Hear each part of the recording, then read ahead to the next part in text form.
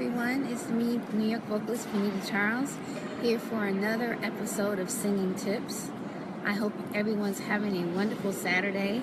I'm here in New York City and coming to you again for another episode of Singing Tips. This is tip number 23. It's hard to believe it's been 23 tips since I've been giving you singing tips. I hope everyone is enjoying their weekend. And this is going to be a little quick for me because I have a show tonight with Preacher Men in the Revival. I don't know if you saw my post at a venue in Brooklyn called Friends and Lovers. So this is going to be a quicker show than normal. But I wanted to still pop on and give some value to the singers because we're talking about writing your own songs. So all of the tips in this section is all about writing your own songs. So I am New York vocalist Benita Charles, and every week I give singing tips to beginner singers to help them become professional. So there are steps. Oh, hello, I see I have a lot of, oh, hi, Lorene, how are you? Wow, it's so great to see you. And I meant to comment when you commented before to say hi. So thanks for stopping by. It's so nice to see you here. Every week I give singing tips to beginner singers to help them become professional.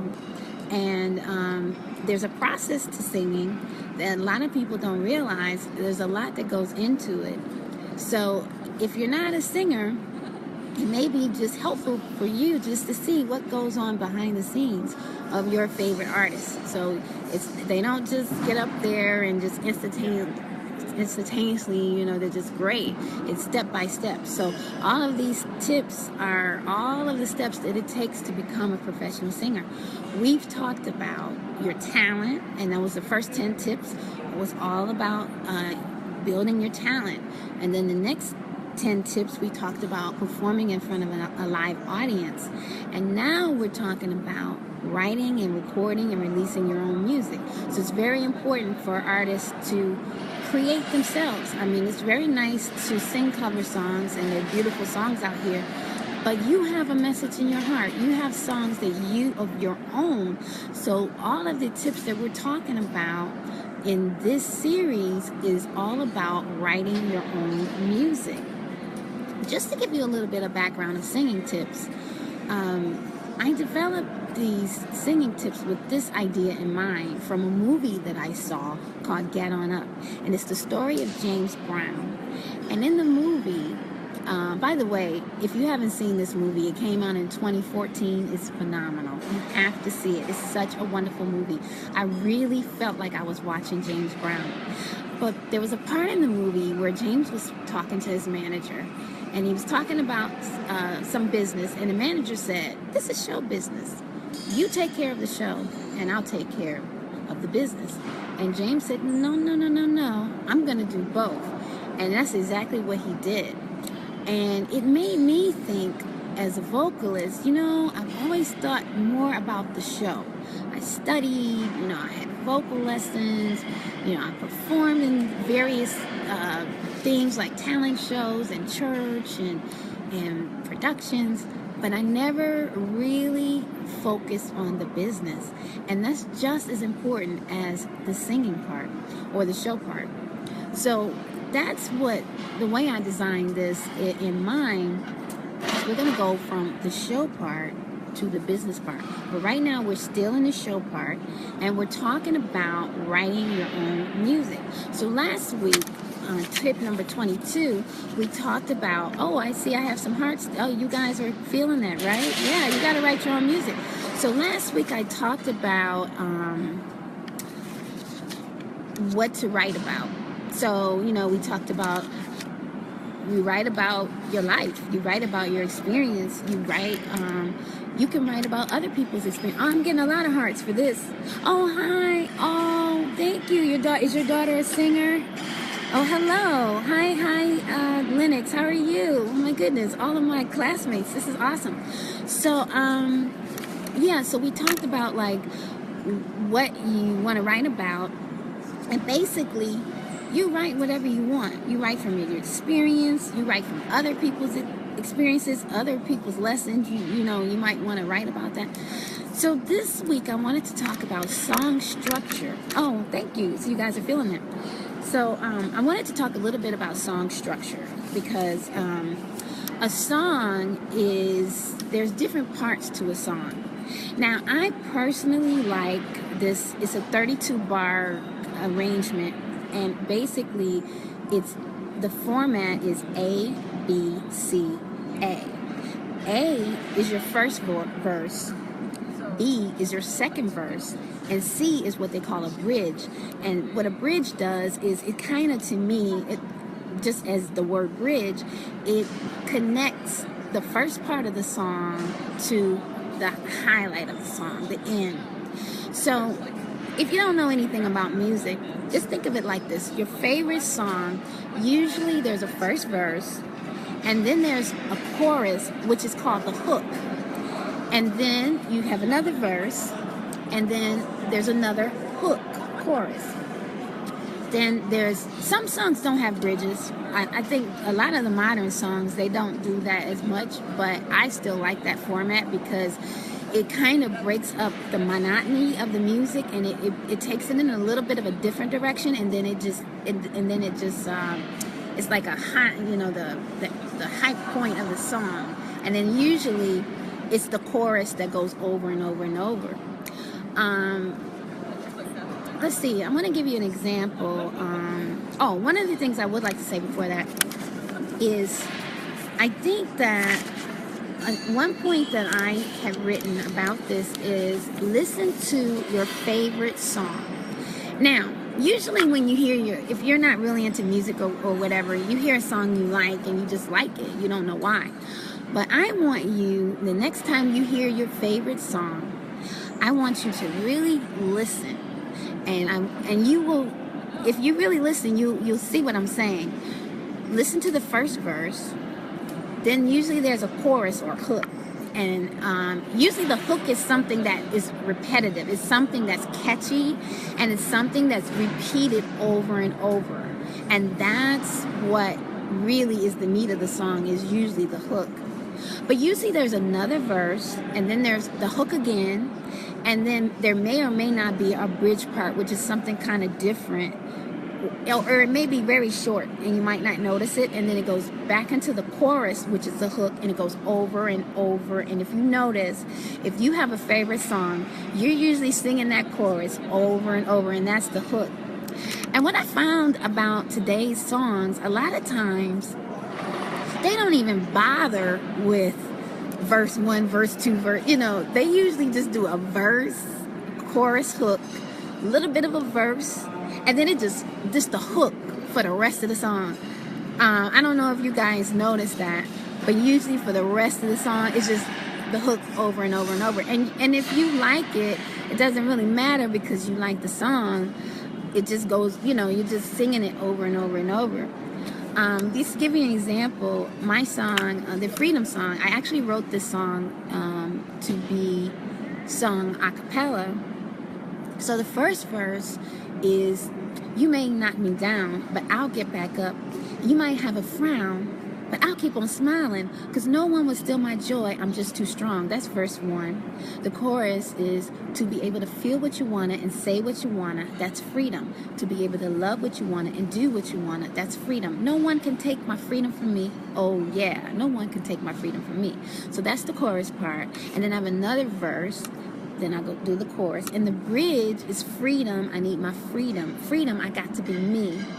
And then that repeats. And then I go to the chorus. So that, most of my songs are designed that way. But I would like to say there are some other arrangements you can do. Like, for instance, instead of singing the bridge, you can have a musical, what do they call it? Solo. So it's usually like, say you sing the first verse, you sing the second verse. First verse, chorus, second verse, chorus, and then a musical instrumental solo, and then you go back into the hook. So I want you, the next time you listen to your songs, I want you to think about that. Keep that in mind. Listen to your favorite artist and dissect their songs. Now that's only one way. I mean, to be honest with you, nowadays you can do your song any way you want. And I mean, I've heard like I said, I heard people that only do A, B, A, or A and B.